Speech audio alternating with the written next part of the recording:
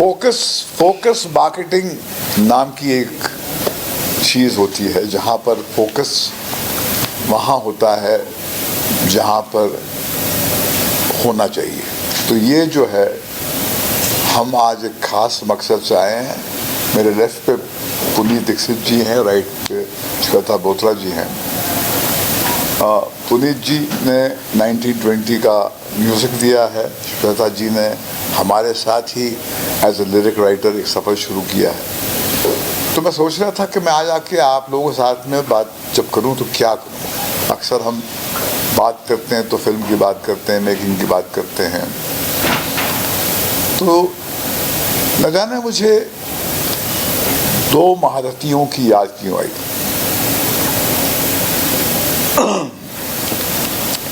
MM करीम किरवानी जी और आनंद बख्शी जी, actually 3। उससे पहले नदीम श्रवण और समीर,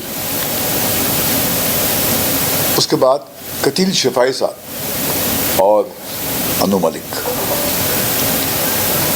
ये 3 म्यूजिक डायरेक्टर्स और लिरिक राइटर का जो एक रिश्ता था, उनकी जो जुगलबंदी होती थी उससे वो संगीत पैदा हुआ जिसकी वजह से लोग मुझे आज जानते हैं। ऐसा नहीं कि मैंने दूसरे म्यूज़िक डायरेक्टर के साथ काम नहीं किया, मगर क्योंकि ये मैं इस कॉम्बिनेशन की बात कर रहा हूँ, lyric writer and music director का एक एंड्योरिंग कॉम्बिनेशन, तो मैं अपनी बात सिर्फ इन तक सीमित रखूँगा। वैसे कौशल मुनीर जी ने भी काम किया मेरे साथ में, और बहुत सारे और लोगों ने, सईद कादरी ने किया मेरे साथ में, मेरा दोस्त, मेरा अजीज़ दोस्त, जिसने प्रीतम के साथ में बहुत गाने लिखे थे, जिसने 2000 की शुरुआत में उसने एक अपनी किस्म की राइटिंग की थी और फिर एक नई ऊर्जा अपने राइटिंग से उसने अपने गानों में ढेली। तो मैंने कुछ ऐसा घटते हुए देखा मेरे सामने पुनीत और श्वेता के कॉम्बिनेशन के साथ। दोनों मध्य प्रदेश के हैं, इसको आप बोलते हैं हिंदुस्तान का हार्टलैंड है। दोनों जो हैं एक नौजवान पीढ़ी को रिप्रेजेंट करते हैं। और जब मैं पहले मर्तबा पुनीत से मिला था तो मुझे याद है एक टेलीविज़न का हम एक शो कर रहे थे, स्टार के लिए दिल जैसे धड़के धड़कने दो। तो एक खूब छोटा सा नौजवान लड़का आया था बहुत एक्साइटमेंट लेकर, संजय मासूम जी के साथ में, जो खुद एक बहुत अच्छे लिरिक राइटर भी और राइटर भी हैं, और इसने कमाल का गाना लिखा था। काश वो टेलीविज़न शो उस गाने से लॉन्च होता तो शायद उसकी जो DRP जो है शुरू से कम आसमान को छूती, मगर वो ऐसा नहीं हुआ। फिर वो कोविड आ गया तो वो शो ही उसने दम तोड़ दिया। मगर जब कोई आपको अच्छा फनकार मिलता है तो वो अपनी छाप छोड़ जाता है। तो मेरी जो राइटर हैं सुनीता जी को बार बार ये लड़का याद आता था कि भैया कि अगर हमको नया संगीत चाहिए, ये कहती थी, तो नया संगीत तो नए लोगों से ही आएगा ना। अगर हम अपने ही फिर स्विमिंग पूल में फिशिंग करते रहेंगे तो कैसा होगा। ये बात सही है, अक्सर हम अपने फिर स्विमिंग पूल तो छोड़ो श्वेता, हम तो अपने बाथ टब में ही फिशिंग करते हैं। बहुत अपनी पहुंच जो है हम बहुत ही लिमिटेड कर देते हैं। फिर जब हमें इस बच्ची से मिला विक्रम के साथ, जब मैंने अपना सफ़र शुरू किया, तो ये वहाँ पर एक राइटिंग रूम से कनेक्टेड थी, मगर मैंने देखा था इसके अंदर स्पार्क है लफ्ज़ों को लेकर। इसके अंदर इसके लफ्ज़ों में एक संगीत है। तो मैंने इससे कहा, बच्ची व्हाई डोंट यू राइट, तुम लिरिक्स लिखो। तो ये इसको अपने आप पे एतबार नहीं था। तो मैंने कहा क्या होगा, बुरा गाना लिखोगी तो अगर गिरते पड़ते हम भी यहाँ पर हमने 54 ईयर्स गुजार लिए हैं, तो तुम भी गिरते पड़ते सीख ही जाओगी।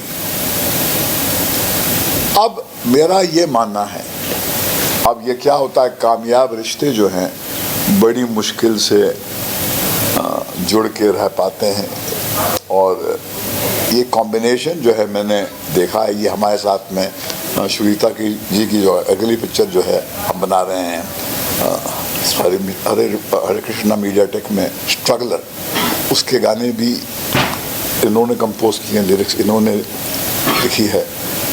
ये हमारे साथ बहुत ज़्यादा काम करने वाले हैं आने वाले कल में।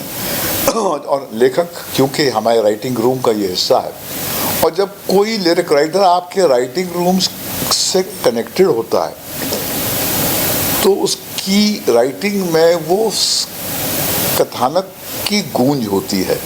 नहीं तो बाहर से जब हम लाते हैं एक लिरिक राइटर तो उसको हम सिचुएशन समझाते हैं, मगर बहुत कोशिशों के बावजूद, बहुत ईमानदारी के बावजूद भी वो कुछ कटा हुआ, कुछ अलग जिस्म का एक हिस्सा लगता है कि आगे जुड़ गया है। तो मेरा ये मानना है कि मैं चाहूँगा कि ये दोनों अपने इस कॉम्बिनेशन को ज़िंदा रखें।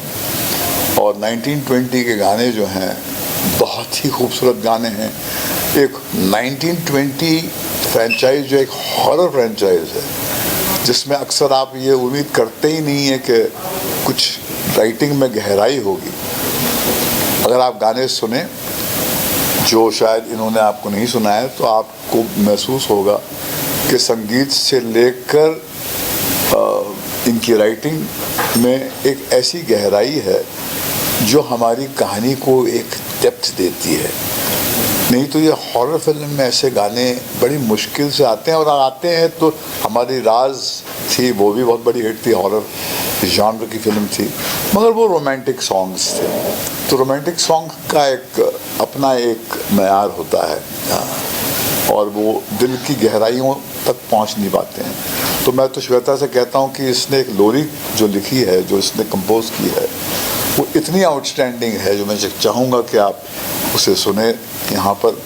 और आप इनसे पूछें, क्योंकि मेरा फ़र्ज़ ये था कि एक नौजवान पीढ़ी जो आने वाले कल में टॉर्च बेरर्स होंगे, जिनके गाने आप सुनेंगे, उनसे आप रूबरू हों, उनसे बात करें, क्योंकि ये आने वाले कल में ये फ्रंट रोज में आपको मिलेंगे और यकीनन अपनी वो पहचान बनाएंगे जो बाकी great music directors and writers have created in the past. कभी इनका भी जिक्र वैसे ही होगा जैसे मैंने अभी एम करीम साहब का किया, बख्शी साहब का किया, समीर जी का किया, नदीम श्रवण का किया, सईद कादरी और प्रीतम का किया, और कतील शफाई साहब अन्नू मलिक का किया।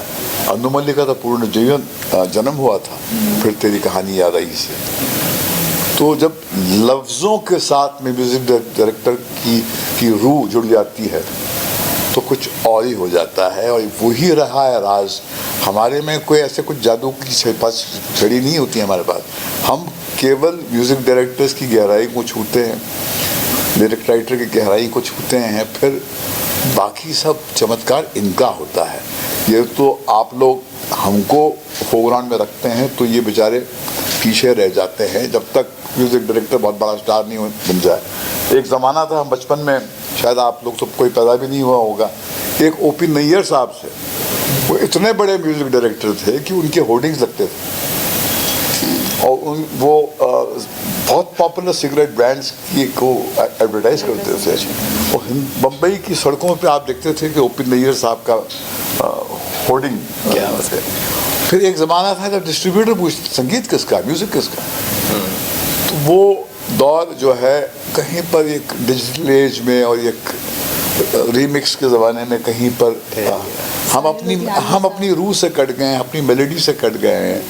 और कहीं क्योंकि ये main land heartland of India से आए हैं, इनके कानों में भी वो गाने गूंजते हैं जिस पे ये पले हैं, बड़े हैं हमारे गाने सुनकर। मगर इनका अपना बहुत कुछ है जो ये लेके आए हैं, और वो जो उनका अपना है उसके वजह से हमारे पुराने जो जाले हैं, हमारे पे जो जंग और हमारे पे जो धूल जो है चिपकी है, हम कुछ धुल जाते हैं, कुछ साफ हो जाते हैं। और जैसे मैंने पिछली प्रेस मीटिंग में भी कहा था कि ये दौर है रिवर्स मेंटरिंग का। एक नौजवान जनरेशन के गले से आपको इस मुल्क की मौजूदा हालात से जुड़ना चाहिए। The elders have a right and their duty to guide them, मगर ये ऊर्जा इनकी है, सेंटर स्टेज इनका है, इनको राइटली वो सेंटर स्टेज मिलना चाहिए जो इनको अक्सर नहीं मिलता। और अभी हॉलीवुड में जो झगड़ा चल रहा है राइटरों का, आज I mean almost 7th week का एक उनका स्ट्राइक चल रहा है, जिसको स्क्रीन एक्टर्स ने भी सपोर्ट किया है। वो यही है कि अक्सर स्पॉटलाइट जो है वहाँ पड़ती नहीं है, कोलैबोरेटिव खेल है ये जब हम मैच जीतते हैं तो केवल एक आदमी जो सेंचुरी बनाता है उसके वजह से नहीं जीतते हैं, मगर हम एक ही व्यक्ति का चेहरा या एक ही व्यक्ति को हम पूरा फोकस देते हैं। तो ये फोकस मार्केटिंग हमारी इंटेंशन थी, इसलिए अब मैंने काफ़ी कुछ बोल दिया है। अब स्पॉटलाइट इस बच्ची पे और इस बच्चे पे होगी, और बाकी जो मेरे राइटर्स हैं, अमन जी भी राइटर हैं मेरे और सुनीता जी भी है, इनसे होनी चाहिए बातचीत।